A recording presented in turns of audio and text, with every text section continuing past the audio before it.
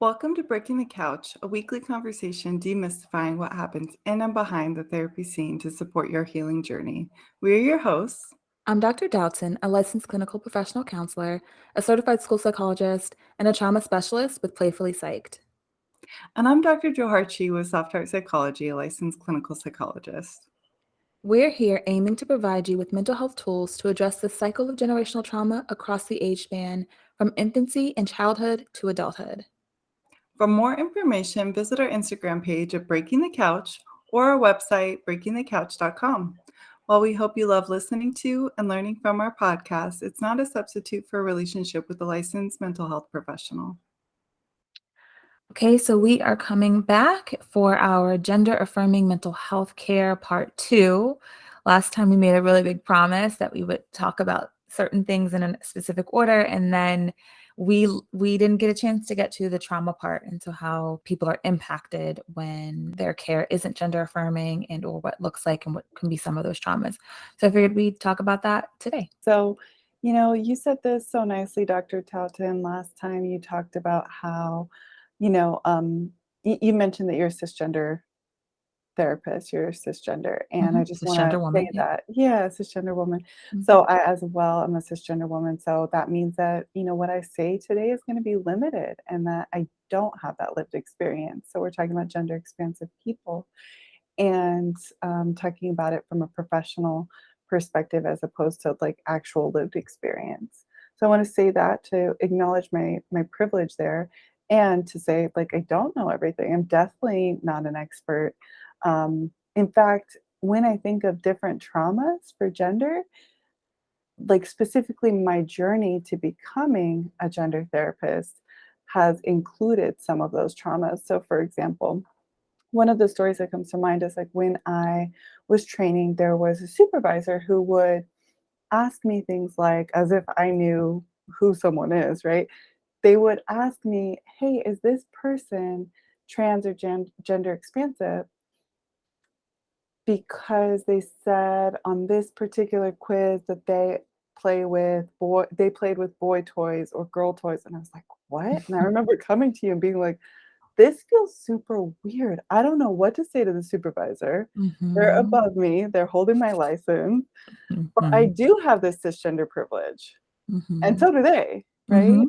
I Mhm. wasn't actually trained by someone who is trans and gender expansive until years later. Right. So that's part of the problem right there, two Yep. cis people talking about, you know, A somebody community that they else's don't life. belong in. Exactly, right, so that in of itself is part of the problem, but I just felt baffled and I knew, like, I didn't know much, but I knew that was weird, so I came to you and Mhm. I was like, "This is super weird," and you were like, Mhm. "Yeah, that is." Do you remember that?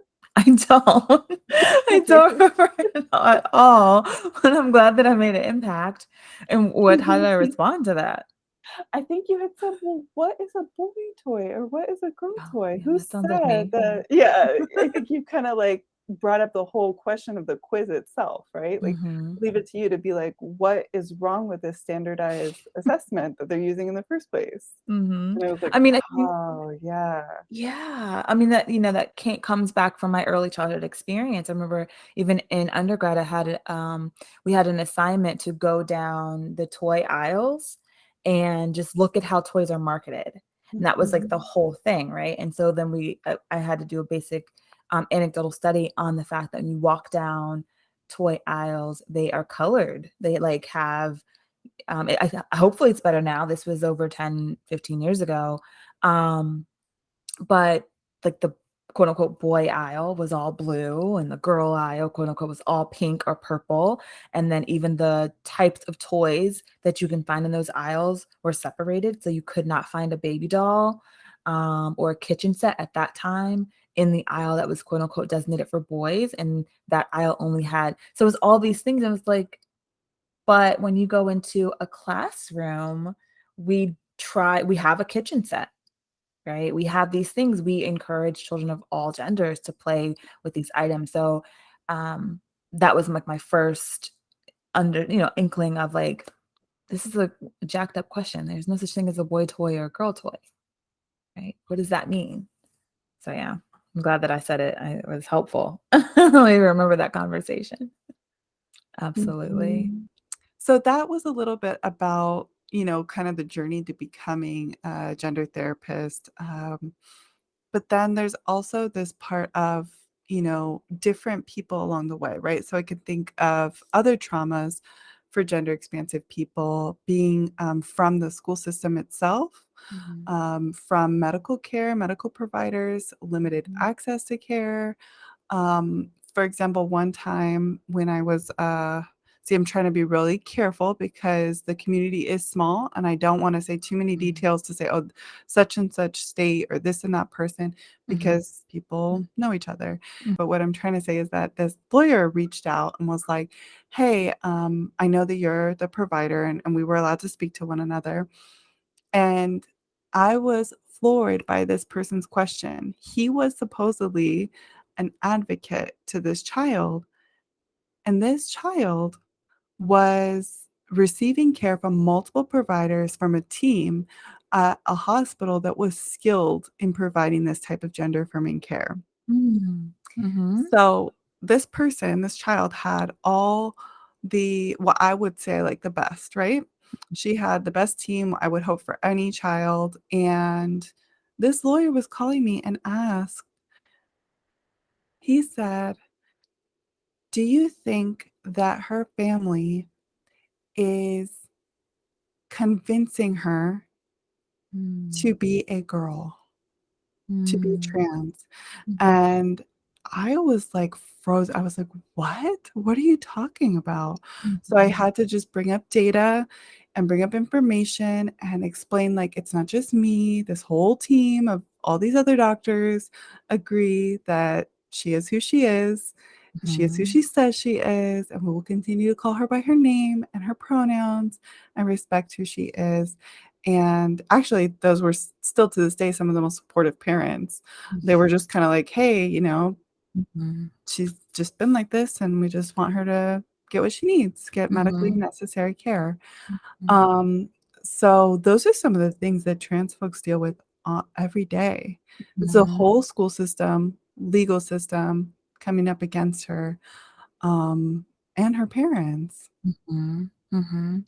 Absolutely, all the different systems, and it's great that she had and has supportive parents, to help navigate that system and fight that system, on her behalf and alongside her as she grows into adulthood and all those things. It Mhm. makes me also think about, a couple things. I think about, conversion therapy, Mm, um, mhm. which hopefully is not going on anywhere in our country or in the world, but we know it probably still is. Um, but where you're trying to make thoughts and feelings of either being transgender or being gay, LGBTQ plus, go away, and create an aversion to those thoughts so that you then don't act on the behaviors. You don't do the things that actually help you settle into who you are.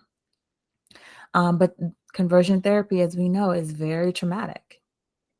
And for decades, parents, caregivers, schools strongly encouraged, forced children to go into conversion camps, conversion therapy camps as a guise to like fixing them, right? Making them better. Um, Better with air quotes because there was nothing wrong with them in the first place. I was nothing to fix. So that's what I think. We have the parents who can be really supportive and be there for their children. And then we have parents who maybe thought they were being supportive and followed conversion therapy because Mhm. that was their way of being supportive, but it was traumatic. Right? It wasn't helpful. And then we have, things like not so much for transgender, although this has come up somewhat, but like pray the gay away. Mhm. Right? Mhm. And so thinking about people who identify as gay, lesbian, bi, queer, um, being told to just look at their higher power and pray for the thoughts to go away so that they again wouldn't have those behavioral impulses. And we know that that's traumatic and created a generation of people who are fearful of organized religions and churches and all sorts of organizations because of the traumas that they experienced under the guise of pray the gay away. And, I can think of folks where I know that that has happened in their lifetime, and they're around my age, like somewhere between, you know, I'll just say like 30s to 40s, and they have themselves been in some type of conversion therapy or have experienced some type of religious trauma when really, from what I recall, they wanted those spiritual connections. But Mhm. when they've had that, what we call religious trauma, where they've been told they aren't okay as they are, then it has created some separation. I hope they've been able to get whatever they needed now, but it is making me think of some of those examples. And we know, excuse me, I've probably said this in other episodes, I say it all the time, but San Francisco State University created the Family Acceptance Project based on data indicating that, and if you get a chance, definitely check out their posters. I Mhm. used to, at the Gender Health Center that I used to work at, I used to keep the posters up behind me. Mhm. And patients would see these and become tearful. And we would talk about what it said. It said simple stuff like hug your kid when they come out. I was like, what? That's incredible. Yes, Mhm. definitely. It says Mhm. stuff like if they have friends that, are also LGBTQ, don't be like, oh, don't bring your friend over. Invite their Mhm. friends over. Like if they want to go to a family reunion or a party with family members, invite them. Don't ask Mhm. them to hide themselves. Don't tell them to change their hair or change the way they look or they dress in order Mhm. to come to said family gathering. And what happens, Family Acceptance Project from San Francisco State University said what happens when we do this inviting in, Mhm. and again, this is the part that I have shared, is that, suicidal thoughts go down, Mhm. suicide goes down in general, and substance abuse goes down. So I'm sitting here across the room from somebody who's gender expansive, and we're reading this poster and these beautiful things like what would have happened if they weren't rejected and they were accepted. Mhm. And they're seeing, that maybe they wouldn't have had to struggle with certain substance abuse, Mhm. or they wouldn't have had those thoughts, well, if I'm not okay as I am, I've tried not to be, or maybe I didn't, I don't know, whatever, Mhm. then maybe I just shouldn't be. Mhm. That's not a crazy thought. I Yeah. want them to live, like, don't get me wrong, Mhm. but they're not bad for having those thoughts. No, not What at is all. bad, right, is the society that tells them that they can't be as they are. Mhm. That's the issue, so, um, it's been really powerful. They're just like, those moments of sitting across from them with their poster with this poster of, acceptance is really a hopeful message. If we can share with folks, even listeners, if there is somebody in your life who's LGBTQ, that you can, be welcoming to by simply respecting their name, their pronouns, not asking them to change who they are, then you could be a part of the answer of reducing substance abuse and suicidal thoughts. Mhm. Mhm. Absolutely. You have mentioned, not on this episode or these episodes, I don't think, but you wrote an article for Playfully Psych, so for my practice, that I think has those downloads in it. Because when you wrote about this topic, if I'm That's recalling correctly, right. Mhm. that something, I don't remember the name of the article, but it's something like how to parent your LGBTQ plus child, inviting in, or something along those lines. So we'll make sure we put that link in the show notes so people can head on over to that, read on it, and get those downloads. Um, but you're right. You're looking at the curative factor for people who are having children or family members that are coming out now, right? How they can respond, how they can create an environment that is healthy and supportive, and that is going to be um, hopefully void of trauma within those relationships, right? Because relationship trauma is huge for when people come out or want to transition and want to show the world who they are, because it is essentially like a rebirth, because they have so many relationships that they have to say goodbye to, not from their own choosing, but because those relationships Mhm. become harmful, toxic, traumatic. And then they have to navigate the world finding new relationships to nurture. and new family members to welcome in, but that is not without its grief, right? Um, so the point of this episode is to help people understand what that care looks like within their relationships and also within our practices. Because, we've talked about conversion therapy. I want to highlight that those were most of the time, not always, but some of those therapists were licensed, credentialed Mhm.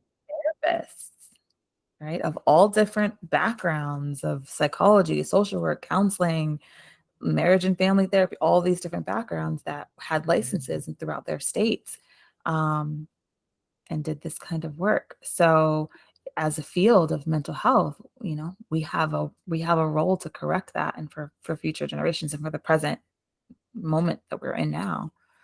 Because therapists aren't always safe. No, unfortunately, therapists aren't. And, you and I have talked about this, but there are different things that therapists can do, even if they don't feel like they're exactly a gender therapist. They Mhm. can read up and study up. They can listen to this and our first part. I won't go too into it because I know that this is kind of for people who aren't therapists too. But if you're a therapist and you want to even be participating in gender affirming letters, I've had folks reach out to me and I could share what I could share. So feel free to do that. I'm sure I have limitations. Like if it's like 100 people, I probably can't help everybody. But if I can, I will. Mhm. So I just want folks to also get that gender affirming care. And access is such an issue. I think that's another trauma I'll mention too. Right. Mm. So we'll be working with someone, Dr. Dalton, you and I will be working with someone and right, they might need a surgery or hormones. And that's what they call medically necessary care. They have Mhm. gender dysphoria and this is their care. Um, in another place and time, there would never be I had to refrain from cursing just now.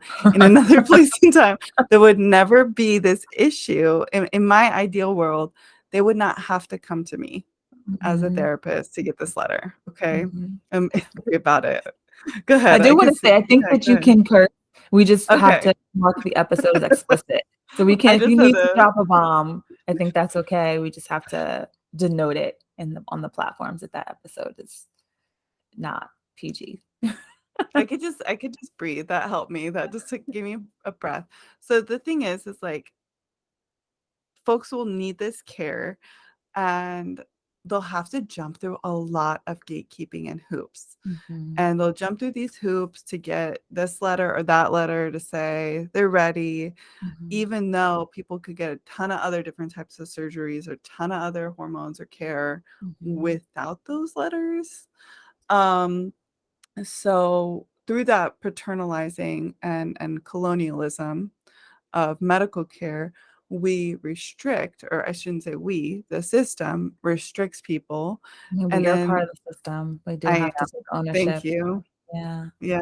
Oh, yes, I Mhm. do. Thank you. Mhm. So we, as the part of the system, Mhm. then make these hoops and gatekeeping, and then like people will actually miss their surgery because of all these steps, or they'll be on a wait list for a couple of years. And Mm. sometimes my patients may be from another country of origin than the US. They may have come over here to the US trying to get the care that they need or different things in general, um, and then have like 4 different, pushbacks in their surgery or Mhm. differently. So I'm just trying to paint a small picture without, again, revealing anyone's, story, but, like, these are just some of the traumas, and then they'll feel rejected by the system because that's what the system did.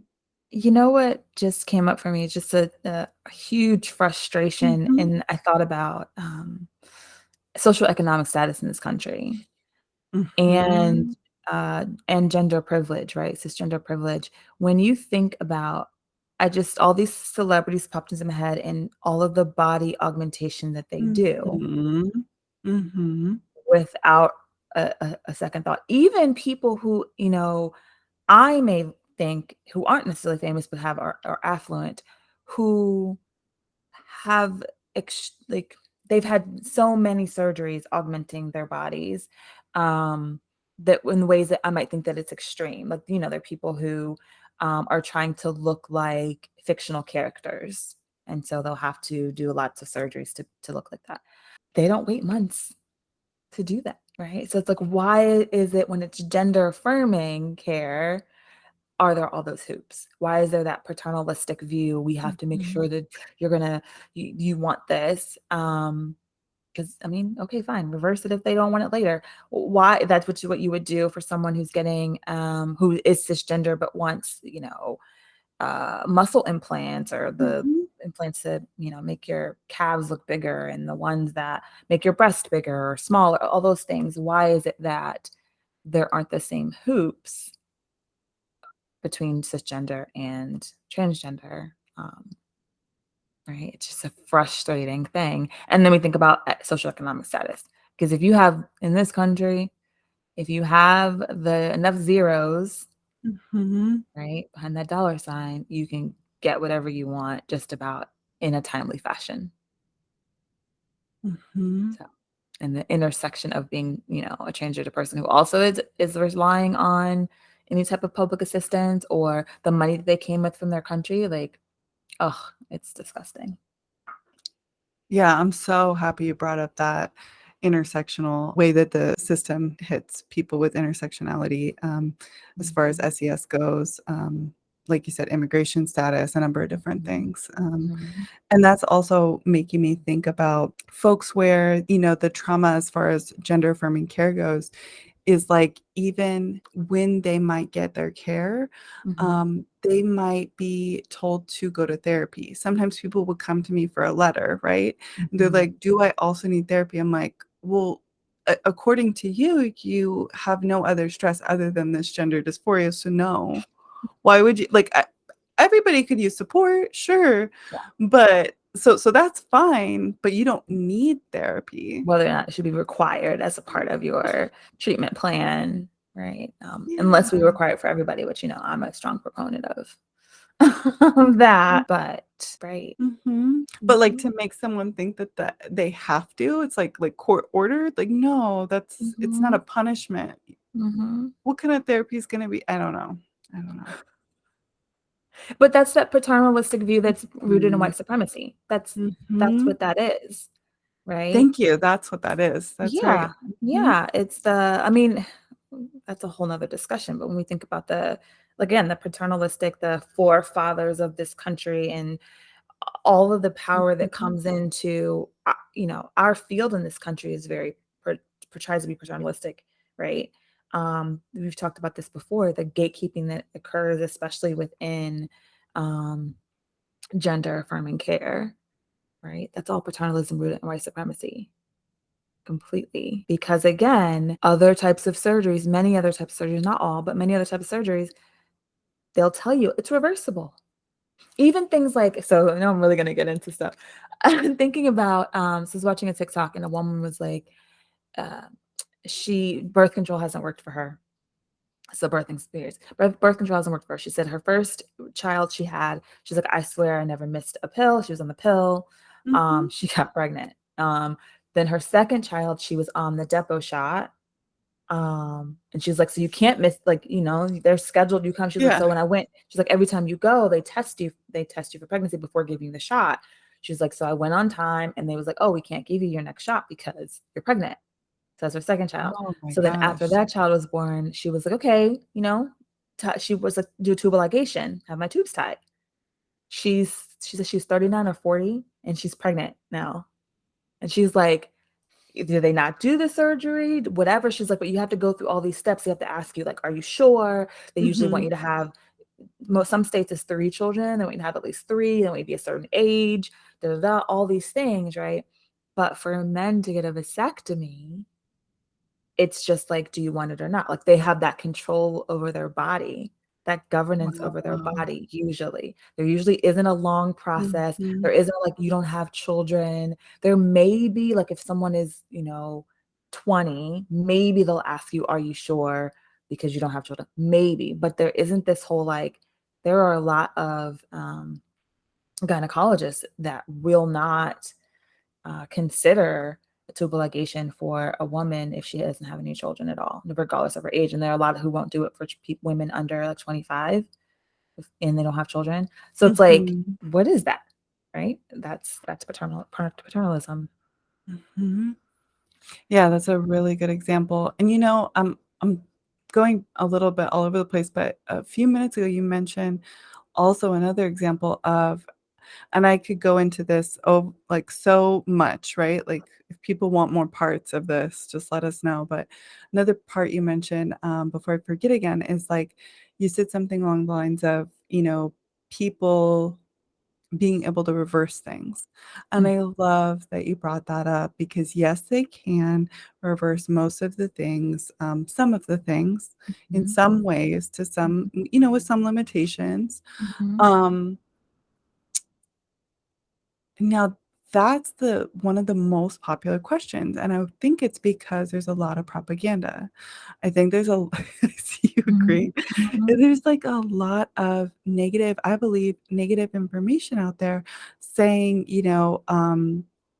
"Well, this person" I'm not gonna use the There's a wrong famous word. person. Okay. Oh, no, yeah, close, but Oh. no, there's, a inappropriate word. Also, Mhm.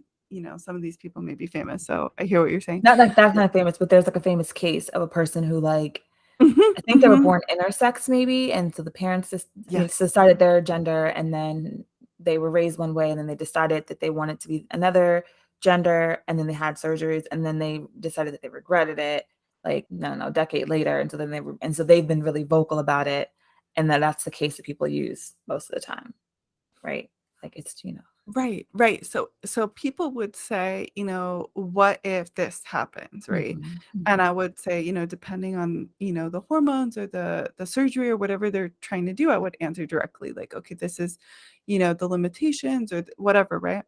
And I'm mhm, not a medical provider, so I have my own limitations in being able to explain some of that stuff. Some of that stuff's way over my pay grade, but mhm, I do explain like, actually that's super limited. And it's not the the word starts with a D. I'm not even gonna say it because I think it's really icky and disrespectful. mhm, Um, but what happens is it's just a part of somebody's gender journey in that maybe they are revealing a different aspect of their gender. Maybe they're not as binary as they thought. Maybe this is just the next part of their life. mhm, So I have worked with one person mhm, out of hundreds of people probably. I don't know, maybe not hundreds, maybe 100. I don't mhm, know. mhm, It's super, super rare. And this person, it just fit for them that that was the next part of their journey. So when mhm, parents ask me, what if my child needs to change the direction in their journey again? mhm, I say, I hear you. And that's a lot of the information that we're seeing, but it doesn't happen that often. And mhm, I'll tell them it's literally happened to one person I know. mhm, And that person was great, and I loved working with them in the next phase of their gender journey, and it went really smoothly. It mhm, wasn't that, like I I just I always wanna let people know about that. But I mhm. could go into so many other traumas, like I said, if folks do wanna know more, they certainly can. Before I start to sort of summarize, that's just the last one I wanted to throw out there. Yeah, Mhm. yeah, I love that one. Right, and when you said that propaganda, it is the fact that that we're more likely to be shown in the media a case where one of those rare instances, they change Mhm. directions in their journey or they reveal another part of their journey, Mhm. right? Than we are to follow the life of someone who whose gender journey didn't change that much, right? Because we are all about sound bites.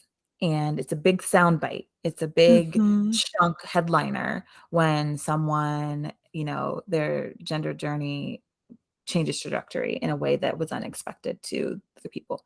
We also have this part about wanting to check a box and be stagnant, We right? love that. We Yes. love that, and, and it's hard when people are, I don't know, grow and change and explore themselves because then Mhm. that doesn't fit in the same box that we checked already. We think of a box being checked, it's done, and there's no Mhm. such thing as erasers in those boxes and those check marks. So, that's what we mean by the propaganda. It's pushing people to believe that, you're going to be the same forever, and that your journey doesn't have any turns or curves or fluidity to it. Okay, I know it's a frustrating topic, yeah. Mhm, I hope mhm. folks will be able to feel empowered that they can, through this acceptance, through this, like, welcoming in, that we can really kind of avoid or reduce some of these really scary things that are happening to folks. So we can walk away knowing that, Mm. and I hope that that's as powerful for other folks as it is for me. Certainly, we talked about different training issues within the field. We talked about how they're these boy and girl toys, how things are gendered for a little oh gosh. We talked about different issues on systematic levels, school systems, legal systems, medical systems. Um, and we talked a little bit about access to care, especially with socioeconomic status. And I think that's about it. Can And I add one more? I please know we're do. wrapping up, but, Yeah. like, when you said that when you brought up the toys again, it then brought up Yeah. clothing. Yes, please. Mhm. Um, so last year, I think it was last year, 2021, it was a great video that came out, and it made it, was one of those viral videos of a father being disgusted over baby girl, his daughter's clothing, right? And so in clothing, as we all know, clothing is not supposed to be gendered, but it is, right? They're sectioned off. You have women's only stores, you have men's only stores, you have boy section, girl section, you have baby girl, baby boy, whatever. He's working in the clothing industry. And Mhm. he was talking about just the fact that he wanted his daughter to just to have clothes that were functional. And he was saying things like, she was a baby. She was like, I don't know, she was a baby. He was like, their pockets on their like pants, when they do have pants, aren't real. He said they're not real pockets. Can't put Yes. anything in their pockets. He's like, um, he's like, and they have all these like dresses, and they're frilly dresses, and they're like falling off, and then they like. He was like, why does my baby need to be half naked to like be a girl, whatever? Like, why do these clothes look like this, or why are the Mhm. clothes thin, or why will it have these like graphic tees? They'll say something like, I don't know, something that's mild, like sexual or flirtatious, right, Yeah. on Yeah. a baby. So Um, weird. Yeah. so weird. And then he was like, and then the pricing is also different too. In comparison to like if you go into the boy section, they're usually real pockets. You're more likely to find shorts and pants and like different things that are actually functional, right? That you can actually play and rough and tumble and crawl, right? And it's like, well, is crawling gendered too? Are you gendering crawling?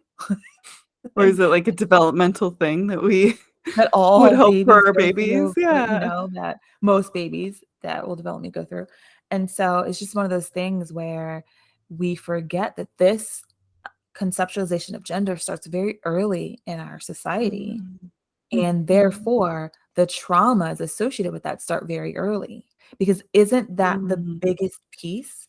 Is probably the biggest piece is that when a child is born, like I hate gender reveals because first of all, a gender reveal, I'm on a soapbox now. We got to wrap it up. But I gender like it. reveals aren't gender reveals, right? What Yeah. are they revealing? They're revealing the genitalia that was seen in the ultrasound, or they do it through blood work too, right? So, or like the chromosomal or the blood work uh, that reveals sex, the potential of sex, because it's still not good at picking up intersex. The blood test is not good, and of course, like the ultrasound is not good at picking up intersex.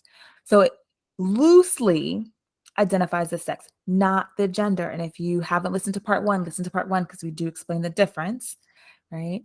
And so it starts there. We're having these really rambunctious, obnoxious gender reveal parties. And so people Mhm. like flood their nurseries with all these like supposedly gendered colors, gendered clothes, gendered toys. And so then your child has to come out as who their real gender is or what their real gender is, Mhm. right? And so right there, the fact that we're making them quote unquote come out, that we've reared them in a way to supposedly show this is the gender that I've assigned you, that I told you that you should be. And it's great when we can be supportive and be like, oh, I didn't know. And that's super great. But I do want to highlight that for a lot of people, that's the first trauma. That the people who love you and nurtured you and did the best they could, right, never saw you, and now you have to tell them who you are. That hits my heart. Yeah. Yeah. Those That's early traumas. exactly. So wanting people to Mhm. think about that. And again, you're going to do what you do in your homes, but really thinking about why are we so held on to this idea of gender and what a specific gender can and cannot do? And why are we doing that at infancy? At gender reveal parties, the baby isn't even out of the womb yet, right? Like gender reveal parties, quote unquote, that's what they're calling them, sex reveal parties, what they should be saying, are usually when the child is still gestating and we are Mhm. supposedly telling them who they're going to be. And we haven't even met them yet. It's really kinda creepy if I think about it. Like, not only does it make me feel, I guess, sad Mhm. thinking that you're saying that these traumas start so early, and you're saying that, you know, we are then forcing them to come out because they were never seen in the first place. I'm like, "Ouch." But then it's Mhm. also just, creepy, a little weird. Yeah. Yeah. This all doesn't really make much sense. There's no Speaking of functionality, there's no function to it.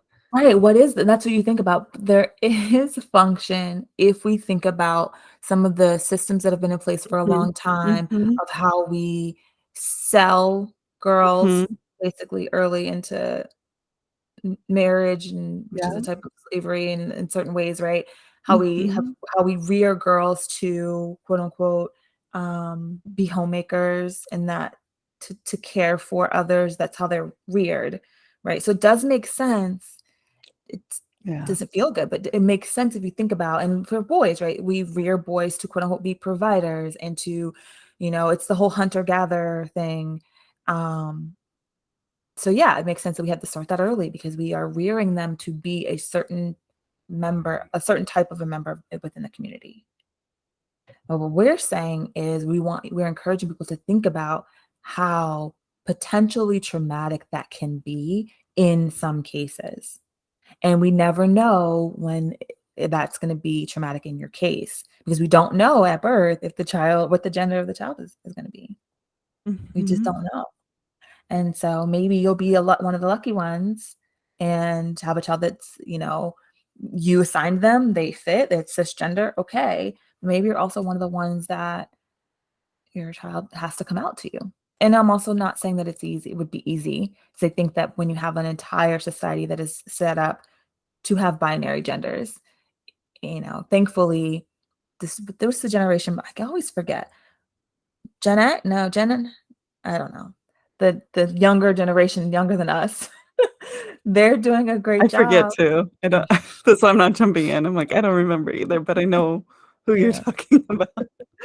The generation under the millennials, are doing a really good Yeah. job of, educating us Mhm. and trying to they're, starting to, become parents and thinking about how to do this differently, but it's a battle Mhm. because the system is set up the society is set up a specific way. And so it is hard when you want to try to sprinkle in some of the things of like trying not to use gendered language for your children and trying to be more mindful of the clothing that you pick for them so that it can be let them pick it out and all those things. So we're not saying that it's easy, but we are trying to say that there are parts of it that can be traumatic. And so be mindful, think on it, have these conversations, read, Mhm. read, read, watch videos, listen to podcasts, do what you can do to help lessen the traumas that we're putting out to the world.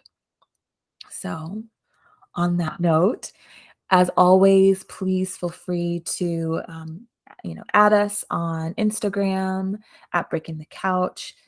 Tag us in your stories, leave comments for us. We do answer and respond to comments, DMs, story messages. We have a website. You can put comments on the website. There's a survey there where you can fill it out anytime. We have gotten a few responses, and so we've been answering some of these episodes are direct responses from people sending in questions or making comments. So keep those coming. Let us know if you want to be identified, by your name or your Instagram handle or wherever you found us, and we'll be happy to do that. We have a bookshop. We do encourage you to click on the link for the bookshop and order books from there. It helps save local bookstores. And it also helps us get a little tiny, really, really tiny percentage to be able to help pay for the podcast, because this does cost a little bit of money. Okay, awesome. All right, well, until next time. If you are looking for a therapist for yourself or your child, you can visit our websites, playfullypsych.com or softheartpsychology.com. We appreciate you joining us this week and can't wait till there's another opportunity to jump on the couch with you next week.